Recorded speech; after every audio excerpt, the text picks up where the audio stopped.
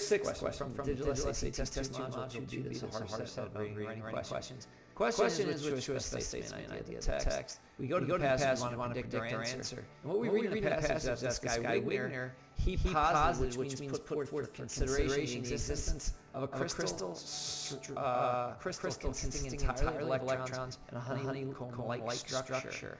It says that it's conjecture, which is an educated guess, like an idea thrown together. Then enter Feng Wang. He captures the image, him and his colleagues, and this gives you the process by which he captures the image. Take that with the answer choices. Researchers have obtained the most definitive evidence to date the existence of the Wigner structure. That looks like a decent answer. I don't love it. To see the full video, including why I don't think answer choice A is an awesome answer, check out the longer videos above this Test 2 Module 2. You can all see why our answers are wrong. Have a great day.